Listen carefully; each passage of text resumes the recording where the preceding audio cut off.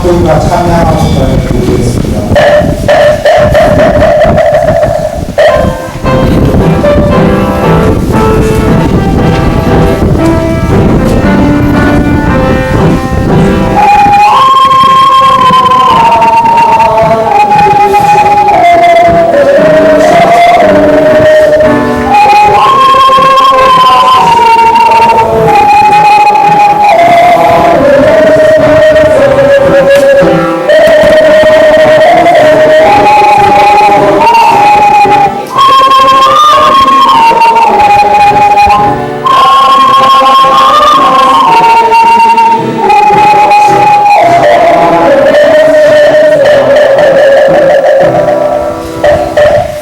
선생님께 부처님의 가르침을 전하는 청동자를 복종하겠습니다.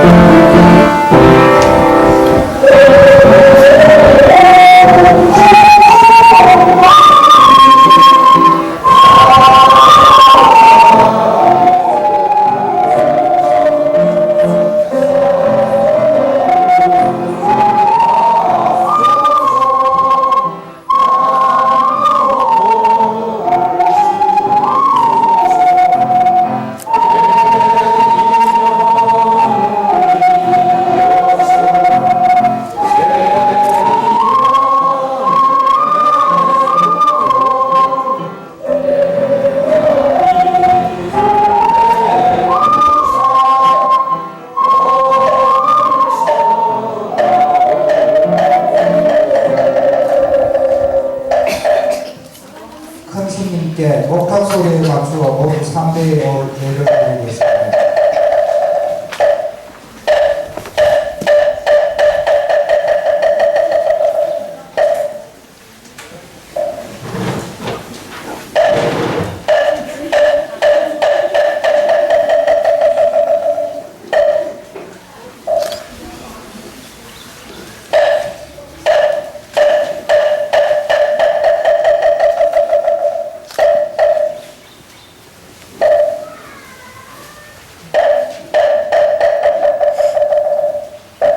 모두 자리에 앉아주시기 바랍니다.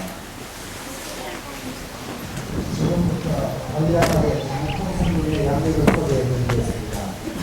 스님께서는 영국성을 통도사 전기 불교TV 사장을 지내셨고 한국 불교의 포교선교 주자로 미국, 호주, 인도, 캐나다 등의 불교단을 건립하셨습니다. 또한 94년 조계종 총무원 총무부장을 역임하셨으며 현재 9개의 어린이집 및 유치원의 이사장으로 계시며 맘마미아, 시카고 등을 기획 공연한 신신 뮤지컬 컴퍼니 이사장으로 계십니다. 자세한 내용은 스님에 대한 양력은 부다TV 닷컴에 접속하면 스님 법문과 스님에 대한 그 많은 자료가 있으니 참조하시기 바랍니다. 이상 스님 소개를 간단히 마치겠습니다. 다음은 입정하겠습니다.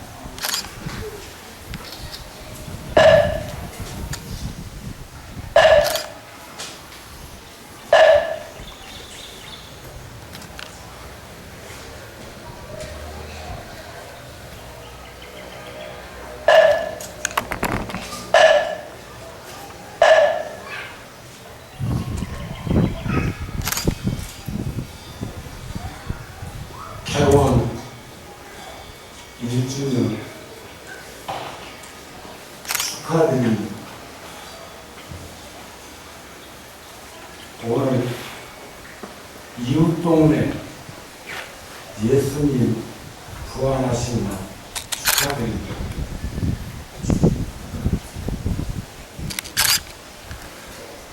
저는 얼마 전에 마닐라 선언에 대한 말씀을 전해 듣고 마침 구용사 주지스님이 시간이 있다고 해서 이곳 마닐라 선원에 다녀오도록 해서 영상을 통해서 자료를 봤고 또 이 선언을 참관한 거사님을 통해서 내용을 전해 들었지만 일단은 4월 8일이 마침 개원 2주년 법회라고 해서 제가 이곳에 한번 다녀오고 싶은 마음을 전했습니다. 저는 청년 시절에 동남북 아시아를 단수 여권으로 다닌 적도 있고 특히 인도 성지 순례를 혼자서 그리고 한 번은 필리핀에도 제가 다녀갔는데 헤아려 보니까 거의 30년쯤 전에 이곳에 왔었더라고요. 온 연유는 왜 동남북 아시아가 불교권인데 필리핀만 남부에는 이슬람, 중부 이상 수도권으로는 가톨릭이 그렇게 뿌리를 내릴 수 있었는가 하는 것에 대해서 알고 싶었습니다. 거의 한 30년 전쯤인데 저는 혼자서 다녔기 때문에 오면 꼭 우리 대사관을 방문해서 자료를 구하고 또 진출한 기업이 있으면 그곳에 가서 후련한 햇살밥에 김치 한번 얻어먹는 것을 참 기쁘게 생각하면서 다녔습니다. 예를 들자면 네팔에 갔더니 3호 건설인가 또 스리랑카에 갔더니 경남 기업인가 이런 데서 진출해 있는 것을 느꼈습니다. 이곳에 와서는 대사관에서 우리로 말하면 서울 강남처럼 막 개발이 되어 가고 있을 때인데 강남쯤에 머무르다가 갔으면 좋겠다고 숙소까지 정해 주었었습니다. 중국계 호텔이었는데 4분의 1 가격으로 며칠 머물고 또 우리나라로 말하면 시네마 하우스처럼 극장가가 있는데 에스컬레이터를 타고 이렇게 올라가면서 보니까 영화들을 하는데 제가 그 당시에 어린 소년들하고 절에서 살고 있었기 때문에 혼자서 인도 순례를 통해서 동남북 아시아를 몇 달 동안 거쳐서 들어오면서 이야기거리를 하나 가지고 싶어갖고 본 영화가 E.T.라는 영화. 우리나라는 그 영화가 들어오지 않았었습니다. 그 영화를 본 기억도 있는데 많이 발전했다는 생각이 들고 또 이 마닐라 선원에 와서 느끼는 것은 우리 회장님이 마음속에 만달라라는 그림을 그리고 이것을 현실적으로 나타내지 않았으면 어떻게 이러한 사찰을 세울 수 있었을까 하는 그 깊은 마음이 들고 저가 해드릴 수 있는 일이라는 게 부처님 법음을 전하고 또 저가 출가한 지가 벌써 50년 가까이 되기 때문에 많은 스님들과의 인연도 있고 또 작년 5월 말까지는 우리나라에서 제일 큰 사찰이고 삼부 사찰인 통도사에 주지 소임을 받았고 또 국내 의회 25곳에 사찰을 세워서 새 사찰은 다른 본사로 이관하고 지금도 22곳과 깊은 인연을 맺고 있는 입장이니까 여기 마닐라 선연도 인연을 맺어서 좋은 그 우다말라 꽃이 만개할 수 있도록 하는데 미력한 신이나마 밑거름이 되었으면 한다는 마음이 들어서 스스로 몫이 제가 축원할 때 대한불교 조계종이라는 말을 썼습니다.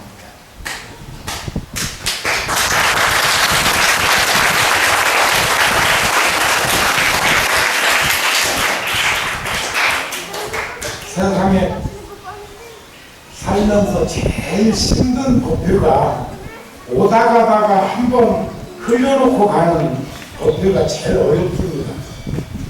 우리 제가 94년도부터 98년도까지는 불교 텔레비전의 전무사장을 했고 그 이후에 소임을 내놓은 후에는 인터넷 방송 웹사이트 붓다TV.com을 저희 절에서 운영하고 있는데 하루에 평균 5~6천 명 정도씩 접속되고 또 많이 들어올 때는 2만 명, 3만 명도 그 붓다TV에 들어와서 거기에서 많은 만남들을 가지고 있습니다. 여러분들께서도 시간이 주어진다면 붓다TV에 들어오면 좋은 스님들과 좋은 불교학자들의 그 내용들이 많이 담겨져 있으니까 많이 접속해 들어오셨으면 합니다. 부처님 말씀 가운데 눈먼 장애인이죠. 눈먼 장님이 밤에 외출을 할 일이 생겼는데 컴컴한 밤에 불을 밝히고 가도 그만 안 가도 그만 눈먼 장님도 낮과 밤에 길거리 다니는데 장애가 있을까요? 차이가 있겠습니까? 그런데 그 눈먼 장님이 가족들한테 나에게 등불을 하나 이렇게 밝혀줬으면 좋겠다. 그 미로 같은 소록길을 가야 되는데 나는 볼 수 없지만 상대방이 그 불빛을 보면 부딪힘은 생기지 않지 않겠느냐. 그런 가족들이 지혜로운 마음으로 불을 밝혀서 등불을 하나 손에 쥐어드렸는데 골목길에서 상대방하고 그냥 부딪혀버리고 말았습니다. 눈먼 장님 생각에 저 사람도 장님인가? 내가 불을 들고 가면 나는 보이지 않지만 상대방은 불을 봤을 텐데 어쩌다 나오고 이렇게 부딪히고 말았을까 하고 물었습니다. 여보, 내가 불 들고 가는 것도 안 보여? 그 상대방이 뭐라고 했을까요? 나도 장님인데요 이랬을까요? 불 꺼졌는데요? 그러더랍니다. 나는 불을 밝혀서 들고 나갔는데 오늘 1년도 부처님 앞에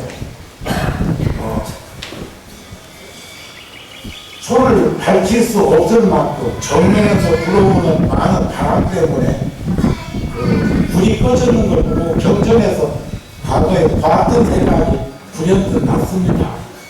오늘 내가 눈먼 장님이 등불을 밝혀서 여러분들한테 비춰드렸는데 여러분들이 그것조차 보지 못했는지 아니면 그 불이 이 바람결에 꺼지고 말았는지 그것은 결론은 오늘 법회 끝난 다음에 스스로 가려해 봤으면 합니다. 오늘 여기 와서 축하도 하고 여러분들과의 만남을 가지면서 어떤 말씀을 해드리는 것이 좋을까? 시간을 가지고 생각을 해봤는데 마침 오늘 4월 8일 첫째 주가 기독교의 부활절이라는 말씀을 하셔서 부활절이라는 게 예수님께서 십자가에 못 박혀서 돌아가신 지 3일 만에 다시 깨어나셨다고 안 합니까? 죽었다 깨어난 사람 많소리. 사실은 얼마 전에 신문에도 죽은 자들이 깨어나서 한결같이 사람을 대하는 게 달라졌는데 대다수가 긍정적으로 인생이 달라졌다고. 얼마 전에 신문에도 크게 났어요. 그 다음에 정신분석학자 프로이드의 제자가 융이라고 하는 분이 있는데 그 심리학자입니다. 그분의 제자가 스티븐슨이라고 하는 이였습니다. 그분의 글을 보니까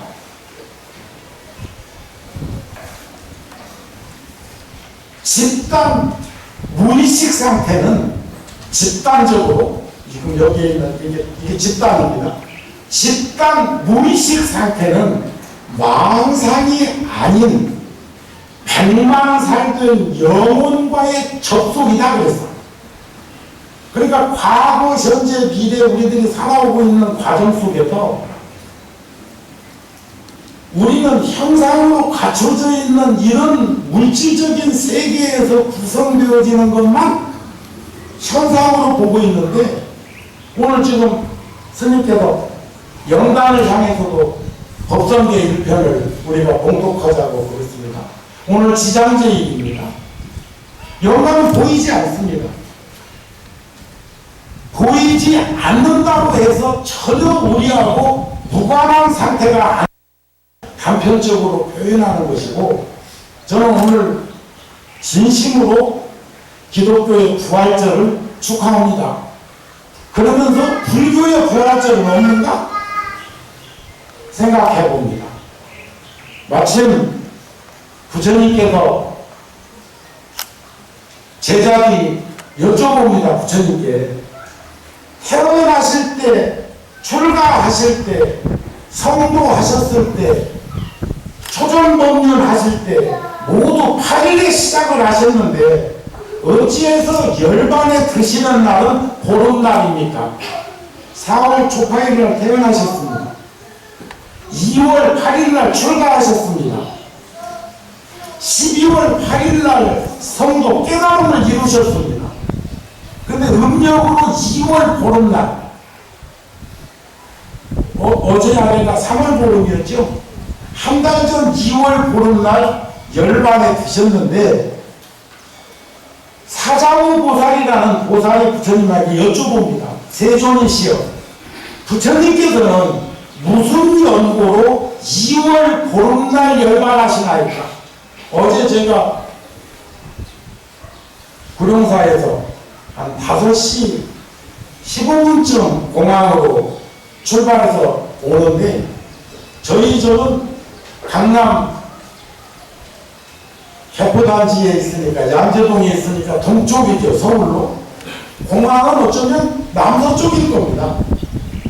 그래서 이제 자동차로 고속도로로 이렇게 이동을 하는데 보름달이 너무 아름답고 크고 밝았습니다.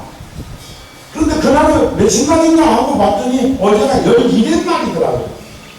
근데 우리가 보름을 중심으로 해서 달 크기도 보면 어느 때는 보름날 달이 제일 클 때도 있고요.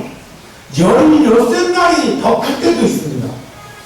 음력이 달하고 관계가 있으니까. 근데 12일날 새벽인데도 아침 시간에 참 달이 만개해서 좋았고, 오늘 아침도 새벽녘에 참 달이 크고 밝았습니다.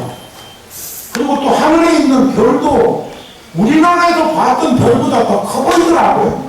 그래도 저거 위성이 떠 있나.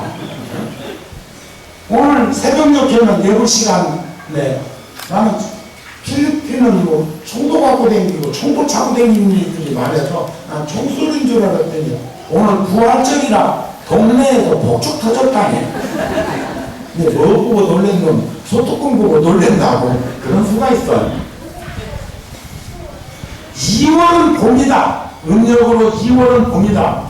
봄에는 만물이 자라고 꽃이 피고 열매 맺고 강물이 많아지고 온갖 동물들이 새끼를 치는 때이므로 중생들이 흔히 한결같다는 항상하다는 생각을 내고 있다. 그런 중생들을 항상하다는 생각을 덜어주기 위해서, 여의게 하기 위해서, 더 심하게는 깨트리기 위해서 모든 법을 무상하고 오직 열애만이, 부처님만이 항상 하다는 것을 가르치기 위해서 2월달에 나는 열반을 하노라 그랬어요. 여러분들 인과를 믿고 윤회를 부정하지 않는 일을 불자라고 합니다. 여러분들 전생 믿으세요? 전생. 다음 생은, 내 생은 대답 들으세요. 나 먼데도 왔어. 믿으시죠? 불교인은 과거, 현재, 미래, 전생도 믿고 내생도 믿습니다. 여러분들 내생은 어디 가실 것 같아? 조계종에서 조사한 자료에 보니까 100명 중에 90명 이상이 안심인명을 구하기 위해서, 편안함을 얻기 위해서, 그리고 깨달음을 이루기 위해서 나는 불교를 믿는다 그래서. 그리고 10명 중에 1명도 안 돼. 그 사람은 극락하려고 사유해. 복 받으려고. 불교인들 수준 높을 때가 여기도 수준 안 높으면 여기 앉아있었겠어 지금. 요즘 연휴라며 어디 가고 말지. 오늘 지금 저 작대기 많이 흔들리는 사람들도 있거든. 낚시 간 사람도 있고 골프 간 사람도 있고 뭐 여기 저 뭐 필리핀도 산이 많이 있나요? 터키 같은 것도 가나요? 근데 참 이렇게 하늘에서 내려본 그 마닐라 쪽은 큰 건물도 많지 않고 참 평온하게 느껴지고, 또 하나 필리핀에게 여러분들 감사해야 될게요. 우리 장충동 동국대학교 옆에 있는 장충동에 있는 장충 체육관이 필리핀에서 물자하고 돈하고 기술자가 와서 지어준 건물입니다. 우리가 불과 60년 전에 전란이 있었는데, 6.25 전쟁이 일어났는데, 그 이후 그 당시에 16나라가 파병을 했고, 필리핀도 오랫동안 중립 문산 판문점이 있는데, 또는 38선 지역에 오랫동안 주둔했었습니다. 군인들이. 그러는데 18나라가 물자 지원을 했고요. 70년대 중반까지 80개국에서 우리나라에게 구호 물자 보냈습니다. 80나라. 한때는 필리핀에서 우리나라에다가 구호 물품 많이 보냈다고요. 지금은 천지 개벽이 일어나가지고 전년도 대비 1조 달러면요, 1조 달러면 1100조입니다. 돈으로 치면. 그런 무역 통상을 하는 나라지만 세계인들이 깜짝 놀랄 만큼 우리 백성들은 대단한 국민들이긴 합니다. 이쪽에 사시면서도 또 만년나 상황에서 꼭 잊어버리지 말아야 되실 것은, 조계종의 인연을 맺게 되었으니까 조계종의 종지, 방침을 따를 것. 사찰은 공동체입니다. 공동체로서 개인의 의견을 너무 강하게 드러내지 말 것. 세 번째, 이 지역에 이번에 와서 좀 대단히 감격스럽고 고마운 건, 이 마을에 학생들이 찬불과 상귀, 척법과 사홍소음, 사례가를 같이 할 수 있다. 이건 굉장히 기쁘고 자랑스럽고 고마운 일입니다. 그래서 저는 어제도 와가지고 미리 와서 저 온다고 준비하시던 불자들하고 감수하는 시간에 꼭 우리는 마닐라 선언을 통해서 한국 불교가, 한국 국민들이 이 지역에 꼭 도움이 될 수 있는 일들을 찾아서 같이 하신다면 저도 앞장서서 모습이 되겠습니다 하는 말씀을 드렸습니다. 잘했다고 생각하십니다.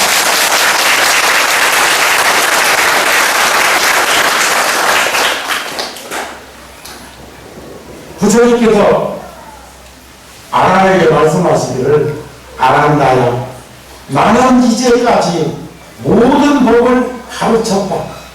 법을 가르치는데 인석해 본 적이 없다. 이제 나는 늙고 기운도 소했다. 내 나이 80이다. 날가 빠진 소래가 간신히 움직이고 있는 것처럼 내 몸도 겨우 움직인다. 저도 6학년입니다. 그렇게 보이세요? 눈이 침침하면 그렇게 안 보이죠? 더군다나 머리까지 깎아가지고.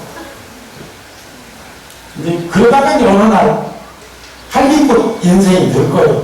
스님들이 젊은 시절에는 나이보다 젊게 보이는데 조금 더 세월이 지나면 바싹 늙어서 한림꽃 될게요. 그래서 나는 그 동도사에서 내 방문 앞에, 방 앞에 뜰에다가 한림꽃을 심어놓고 요즘이면 한림꽃 필 때거든요. 그냥 그 한림꽃도 이쁘더라고. 그러다가 꽃순이 떨어져서 바람결에 날르고 나면 그때는 가시색깔도 소태해지고 그러는 것을 보면서 지냈는데, 요즘은 뭐 70%만 계산한다며요. 70%만. 난 40대다. 지금 활동하고 있는 건 그래. 여러분들은 더더욱이나 뭐 더 맛있는 거, 더 좋은 거 많이 먹고 살았으니까 뭐 그러겠지. 부처님은 80이었을 때, 그리고 또 여기서 인과론으로 이 얘기를 하나 더 살짝 보태자면, 불교는 기독교처럼, 기독교는 전생이 이야기가 없습니다. 전생이. 그리고 현재 살고 있으면서 창조주의 부름을 받고 이 세상에 태어나서 살다가 죽은 다음에 양강의 길이죠. 천당이나 지옥이나. 근데 불교는 더 세분화되어서 육도라는 세상이 있습니다. 지옥. 지옥은 같은 지옥이겠지 뭐. 근데 불교는 지옥도 84,000 지옥이래요. 거기도 거짓말 많이 하면 또 뭐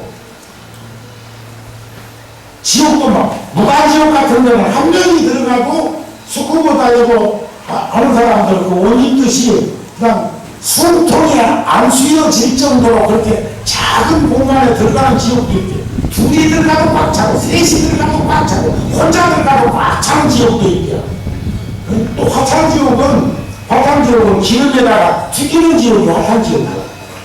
그렇게 세분화되어 있는 지옥도 있지만은 지옥, 마귀, 축생이라는 것은 그런 세상인 것 알겠고, 아수라 인간 천당은 그래도 조금 낫다고 그러는데, 아귀다툼이라는 것은 지금은 만약에 서른만 안 돼. 목구멍은 하늘비만 해.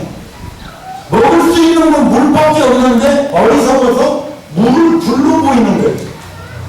물을 먹어야 사는데 물이 불러 보이니까 먹을 수 있나요? 없나요? 그런데 분화방 같은 놈은 또 불을 꽃으로 와가지고 뛰어들어 다 죽잖아요. 어리석어 그렇거든요. 그런데 이제 아수라는 영화 보면 저자총 가지고 저 UFO 타고 다니면서 저정하고 다니는 게 아수라예요. 인간 세상보다 과학이 더 발달됐다고 봅니다. 그리고 인간 세상, 그리고 천당이 있는데 불교 공부하는 데는 결코 육도가 인간 세상이 제일 그래도 젊은 곳에는 사서도 오고 사는 사람 제기가 이런 거라고 하는 식으로 이 얘기하기도 한다 이거예요. 그런데 본전치기만 하면 여러분들 인간 세상에 올 수 있는 게 불교예요. 착하게 살면 천당 가고 올바르게 살면 극락 간다고 그러는데, 여러분들 인간 세상 살만 하십니까? 여기 또 오고 싶어? 오기 싫어? 바로 또 오려고 하라고 그러는데 나는 와서 스님으로 또 좀 생활 좀 들어보고 싶은데 금강가리 보내줘? 티켓 하나 끊어줘? 착하게 살면 된다니까. 올바르게 살면 돼.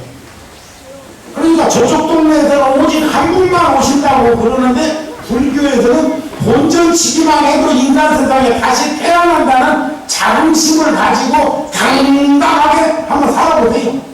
그러면 다시 만날 때 어디만 스쳐도 지중한 인연인데 하물며 부모 형제 찾아온 정도로 맺어진 그 인연이 하루아침에 그냥 거덜나겠습니까?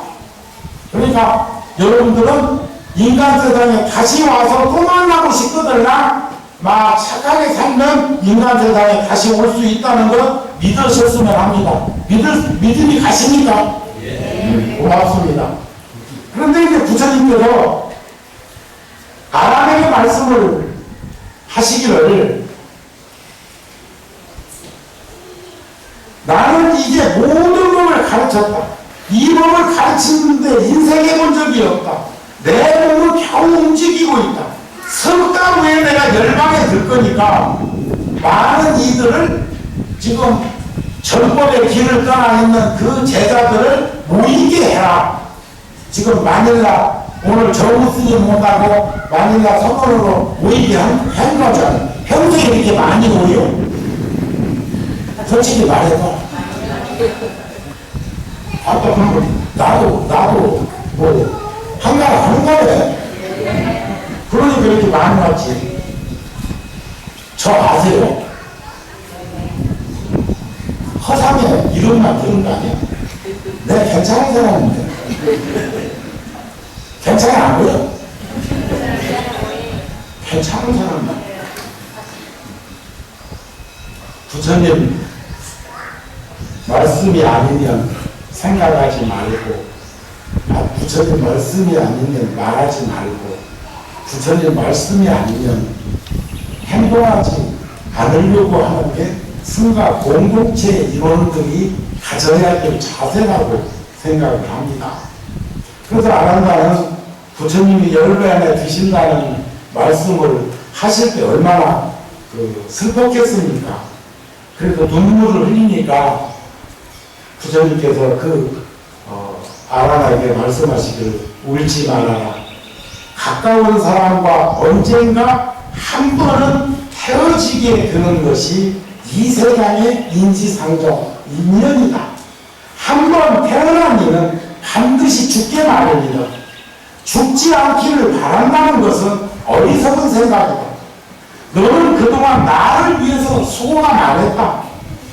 내가 떠나간 뒤에도 더욱 정진해서 성인의 자리에 오르도록 하라.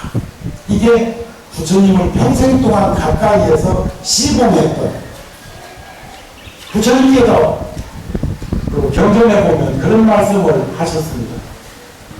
내가 도를 이룬 지 한 20년쯤 지났을 때, 그러니까 지금 나이로 말하면 55세쯤 되었을 때 이렇게 법문을 하다가 스님도 어제 저랑 오고 같이 같은 비행기로 왔는데 아이고 스님 이제는 시자들도 좀 대동해서 배기시고 시봉이라는 사이로 말하고 비서 대동하시지 이렇게 스님은 혼자 다니시니까 이제 그렇게 해서 아직 멀었다고 그래요.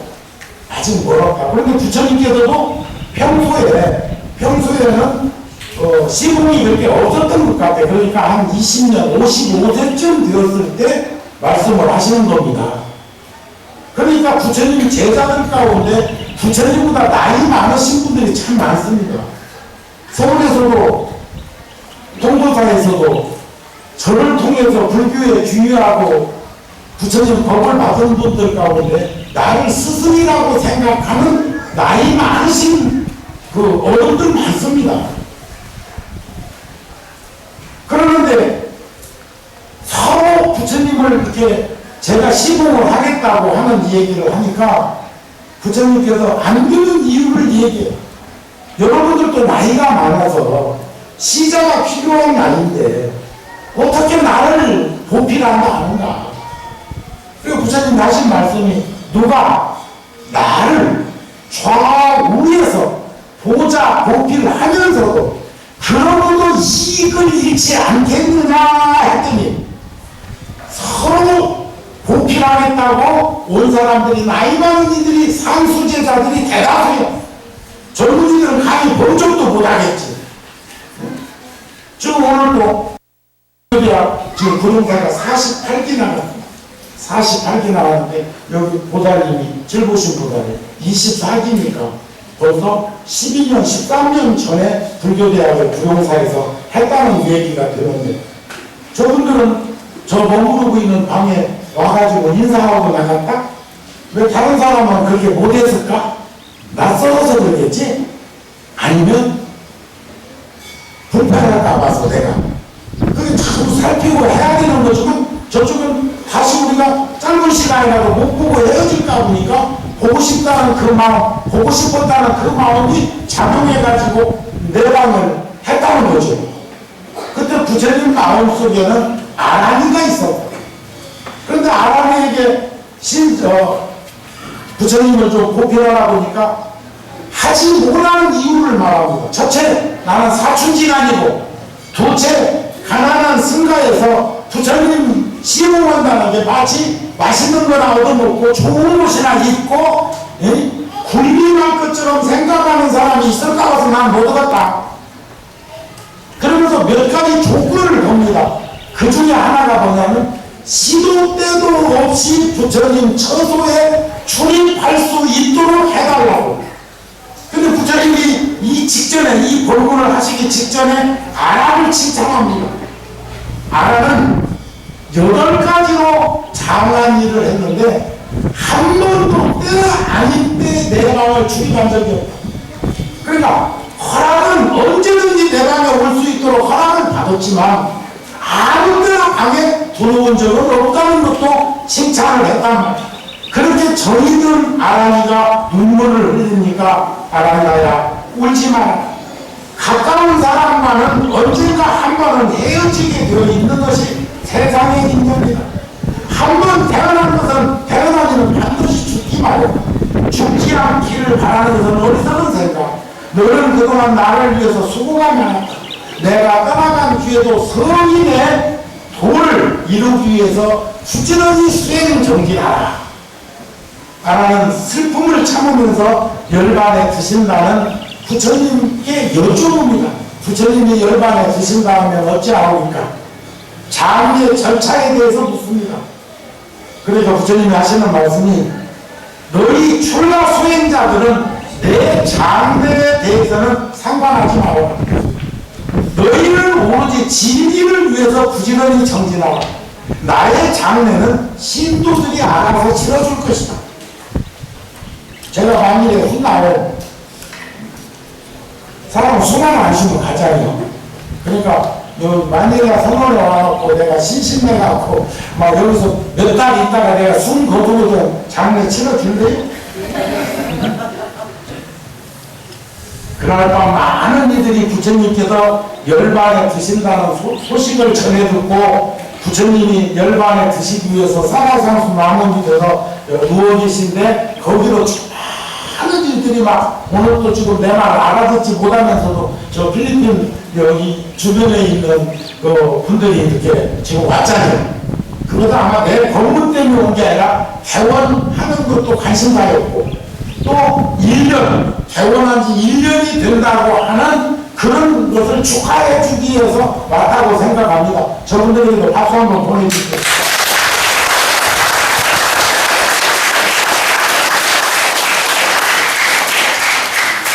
그런데 그 제자들이 가까이 부처님 곁에 다가올라오니까 아란이가 시자니까 지금 부처님이 지금 누워 계시니까 가까이 와서는 안 될 거라고 이 얘기를 할 때 부처님은 아란에게 그들이 가까이 오도록 지금 바깥에 두고 지금 의자 좀 놓아둔 데 와 앉으라고 그렇게 지금 이 얘기를 하고 있는데 진리를 알고자 찾아온 사람들을 막지 말아라. 누가 와도 말이 통하지 않으면 통역을 대동하더라도 마찬가지입니다. 그들은 나를 괴롭히기 위해서 회방 놓기 위해서 전해 온 것이 아니라 내 설법을 듣기 위해서 온 것이다. 그들은 내 말을 들으면 곧 깨달음을 이루게 될 것이다. 그리고 다정한 음성으로 그들에게 말하기를 어려워 말고 물어라. 이때가 물을 때다. 왜냐하면 이제 곧 열반에 드실 거니까 지금 궁금한 것이 있으면 물으라고 합니다. 그러나 아무도 부처님께 슬퍼만 할 뿐 묻는 이가 없으니까 저희들은 저마다 자기 등불로 스승을 삼고 의지해라. 진리를 등불로 삼고 의지해라. 다른 것에 의지하지 말아라. 내 가르침을 중심으로 해서 서로 화합하고 공경하라. 다투지 말아라. 물과 우유처럼 살 것이요 물 위에 기름처럼 겉돌지 말아라. 교법을 지키고 배우며 수행하고 부지런히 정진하라. 그것이 부처님의 마지막 교설이라고 하십니다. 그러면서 내가 떠남을 보고 죽음으로 알지 마라. 열반은 죽음이 아니다.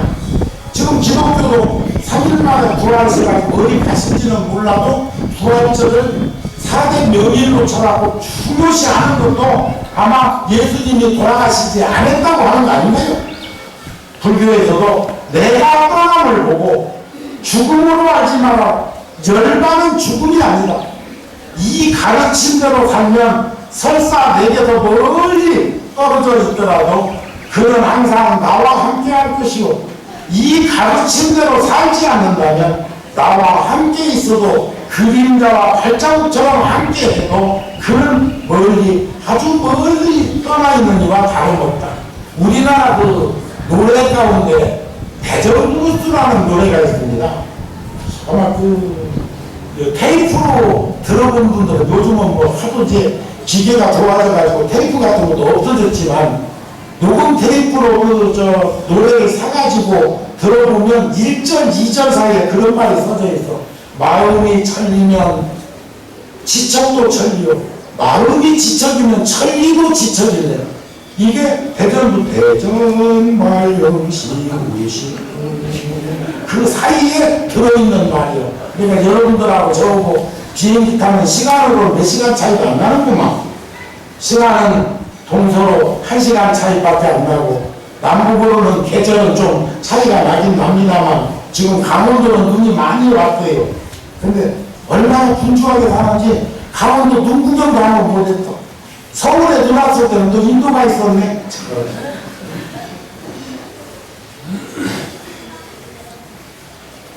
자, 죽음이란 육신의 죽음을 의미하는 것을 말합니다. 이 육신은 부모에게서 받은 것이므로 늙고 병들고 죽는 것은 어쩔 수 없는 일이에요. 그래서 인생은 생로병사인데 사람들은 생로병사는 안중에도 없고 부귀영화만 자꾸 바라려고 한단 말이에요. 부처님 말씀 가운데 시간이 거의 다 이제 되어가니까요. 부처님 말씀 가운데 눈먼 장님이 지금 내가 눈먼 사람 흉보는 게 아닙니다. 눈먼 장애인이라는 것은 불안전한 사람. 그러나 저도 방에서 작은 글씨로 되어 있는 책이나 신문을 볼 때 어느 날부터인가 돋보기를 쓰면 편안해서 근데 돋보기를 쓰고 밑에를 쳐다볼 때 30-40cm에서는 글이 잘 보이는데 아직 그나마 노안이 완전히 안 와가지고 이렇게 고개를 들고 보면 어지러지합니다. 사람을 분별하기 어려울 만큼 돋보기로 사물을 분간할 수는 없는데 부처님 경전에 나오는 말씀이니까 제가 그 비유를 드는 거예요.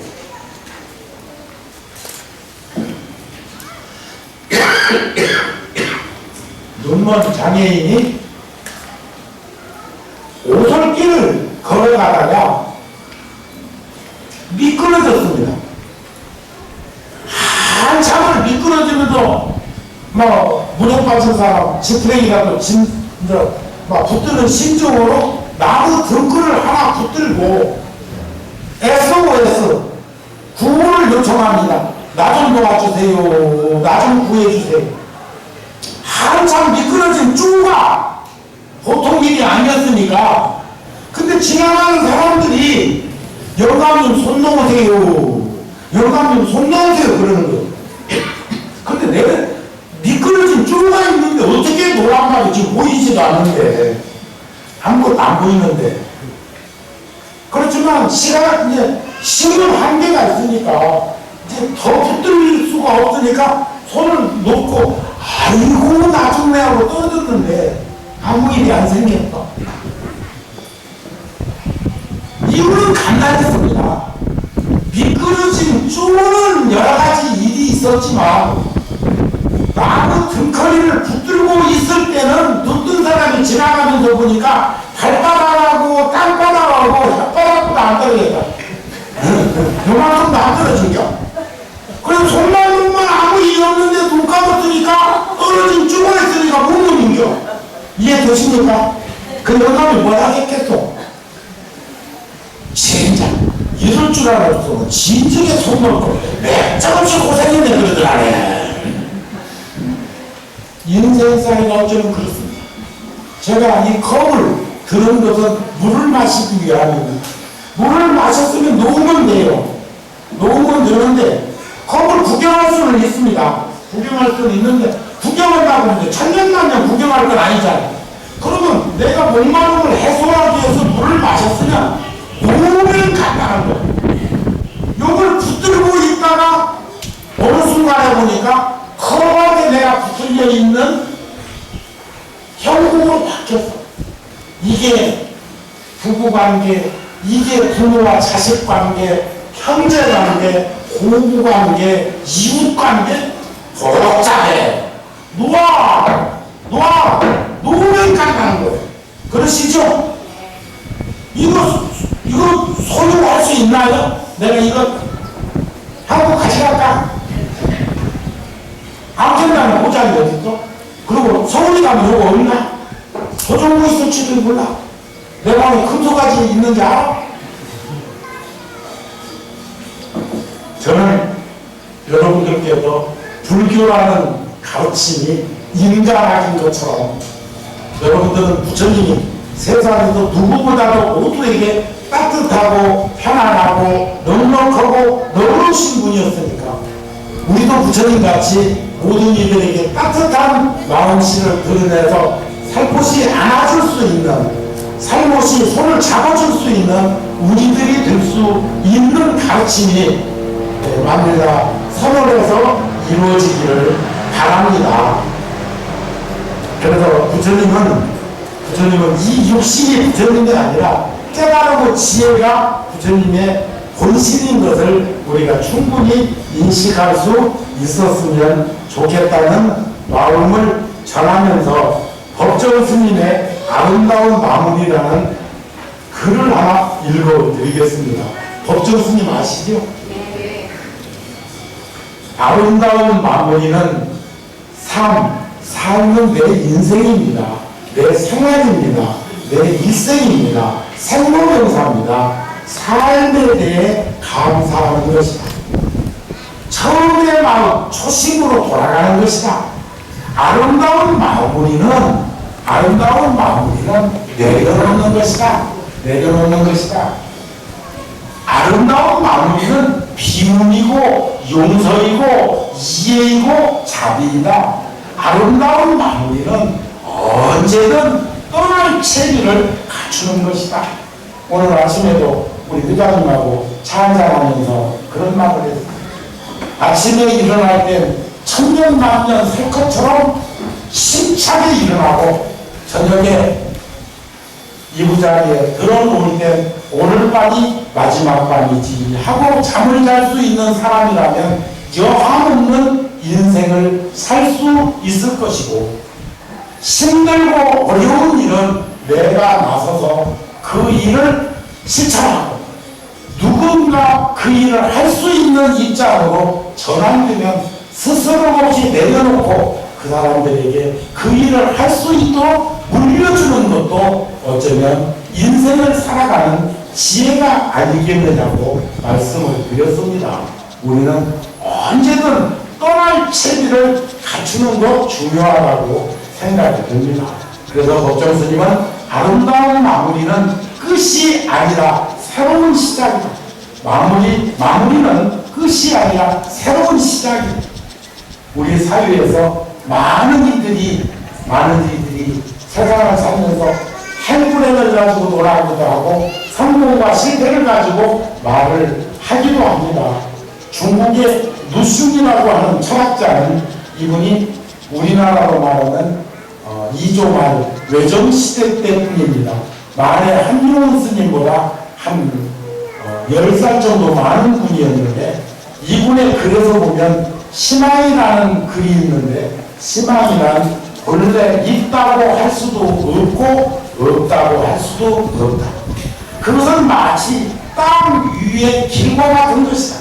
저는 마닐라 선원에 와서 처음에 이곳이 그냥 정글처럼 버려진 땅처럼 나무 우거진 숲이었는데 이런 좋은 도량, 따뜻한 기운이 샘솟는 도량이 된 것도 이런 입장이 아닌가 싶어 제가 이 글을 발췌해 봤습니다.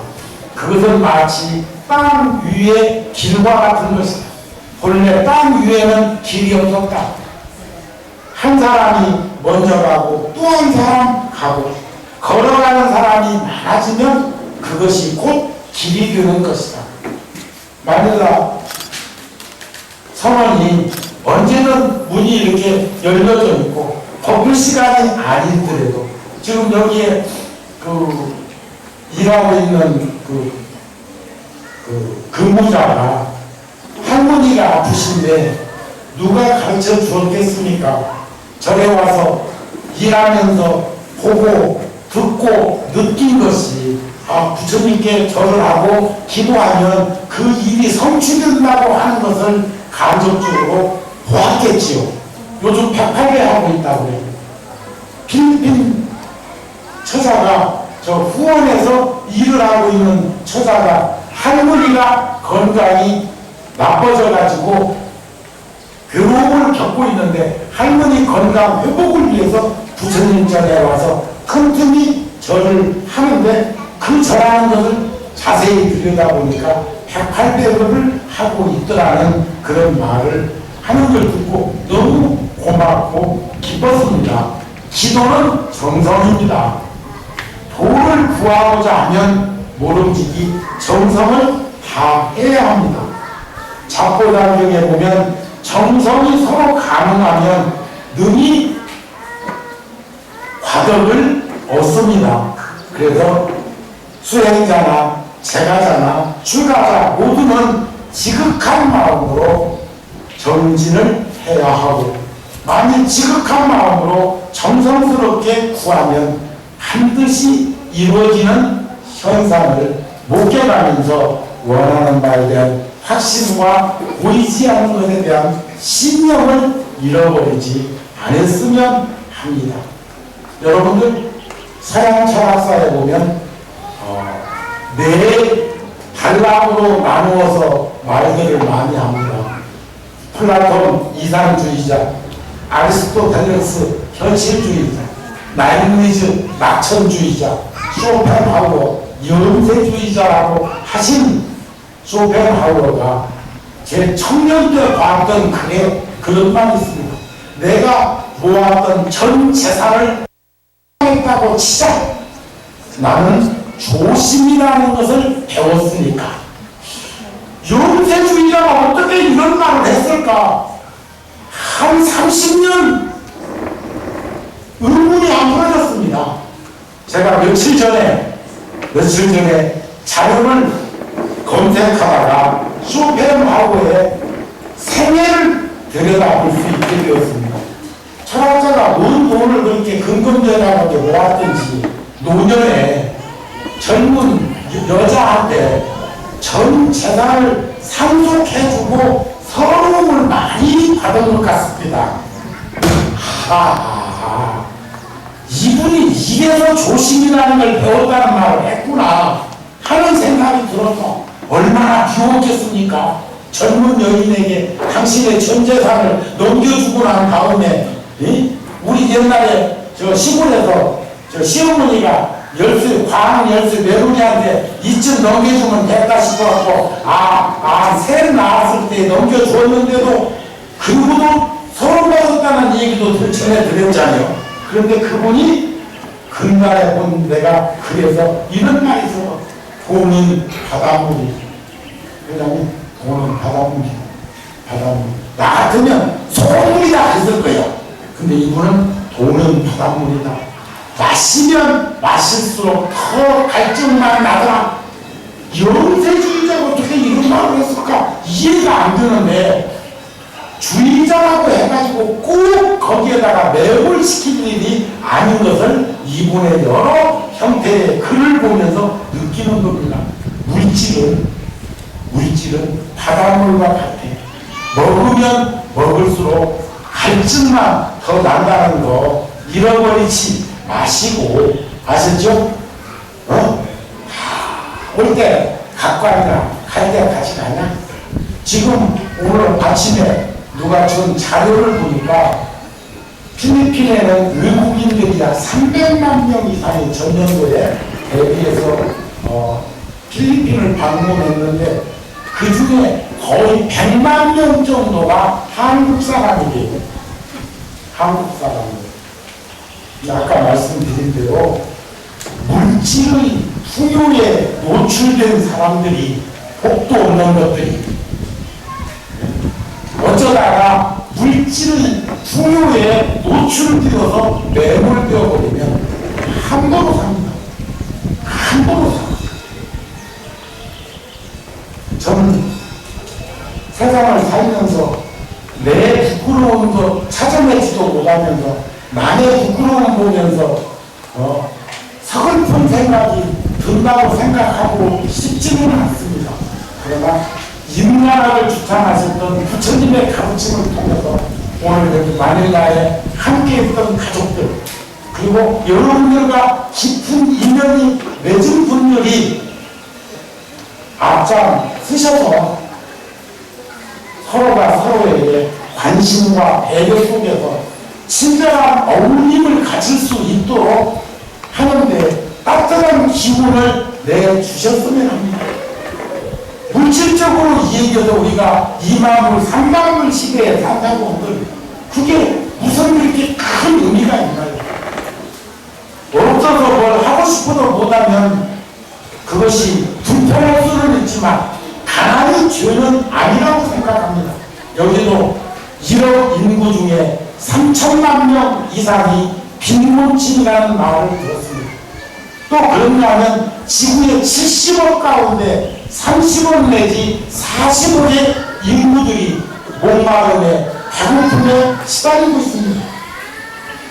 그러면 여기 필리핀에 와서 단기 체류를 하든 장기 체류를 하든 사업을 하든 유학을 오셨던 우리 백이민족, 백알민족 예의 바른 우리 백성들의 그 따뜻한 기운들을 이분들에게 전해주시고 또 이런 깊은 인연들이 한국에 있는 가족들에게 외국 이주 노동자나 이주 여성들이 우리나라도 100만 명이 넘습니다. 그분들에게 자상하게 따뜻한 마음으로 보살펴주고 그분들이 가슴 아리를 하지 않도록 우리들이 좀 앞장서서 이렇게 다독거려주는 그런 불자들이 되셨으면 하는 마음으로 여러분들에게 1주년 개원 법들 진심으로 축하드리고 이러한 사찰을 만다라 그림을 그리듯 이곳에다가 현실적으로 그려내서 이렇게 하셨던 거사님, 가족들 그리고 그 거사님과 가족들과 함께 만들어 선언이 많은 이들에게 부처님의 법음이 전해질 수 있도록 늘 앞장서 주시는 그 마음 가짐에 깊은 찬사를 보냅니다. 고맙고 감사하고 자랑스럽습니다. 고맙습니다.